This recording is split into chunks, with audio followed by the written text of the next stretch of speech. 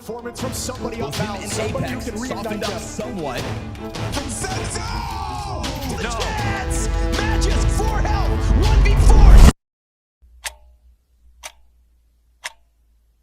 Before we go through the rest of the video, we're so close on our giveaway ending. All you have to do is like, sub, and join our Discord. We're also doing weekly giveaways on there as well and an active community. When we got the first trailer of CS2, we heard that we were finally going to get a revamped network system, and it would be way better than the 64 tick that we had in Go. Even lots of YouTubers at the time were hyped up that this would feel way better than a 128 tick server on FaceIt. And at the time, everyone, including myself, was super hyped. I mean, we would finally get something better than what we had. Then on September 27th, 2023, we would finally see the problem. The problem wasn't the feeling of the game or the graphics. The game is very stunning, but the problem was that overall, the game felt sluggish, and the netcode was even worse than we had in Go. The player base was divided and lots of people complained. The bigger problem was third-party servers was locked in at 64 tick rate with SubTick, and I'll show some clips of how laggy it was when it launched.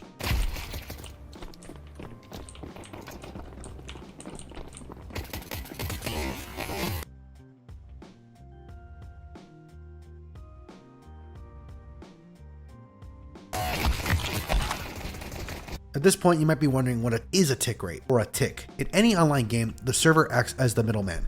It tracks where everyone is and what they're doing. A tick is how many times per second the game server updates and processes every action.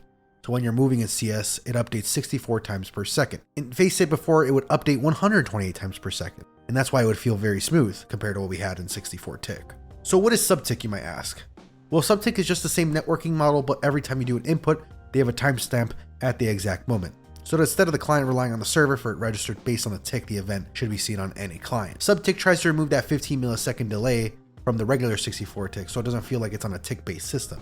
But this causes a bit more problems. You still have to rely on good ping and no packet loss. But there's also a bigger problem that was stated by Seb, that the longer you spend in-game, the longer the SubTick will be unreliable and inconsistent. This is what Seb stated. After further testing, there seems to be some weird stuff going on in the video. When running CS2 tests, just after you load into a map, your character will fall off consistently for buffers up to and including 8 milliseconds, but stays on the edge for 10, 12, and 15.625 milliseconds.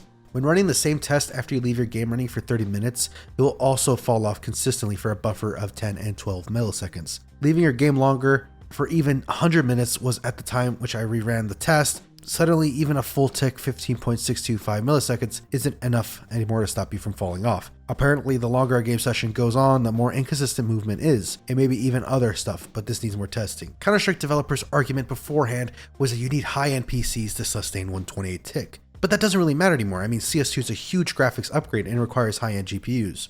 There's even an argument that developing the SubTick platform would have ended up at the same cost and better if they just went with 128 tick. Valve's position seems to be that the 128 tick servers would be prohibitive for many players, especially those in the low bandwidth or low-end hardware regions. They argue that limiting the system requirements keeps the game accessible globally. Valve has updated the system at least 9 times to apply fixes and balance adjustments to the SubTick. Practical solution would be to remove player movement from SubTick processing and run it on a standard fixed ticks instead.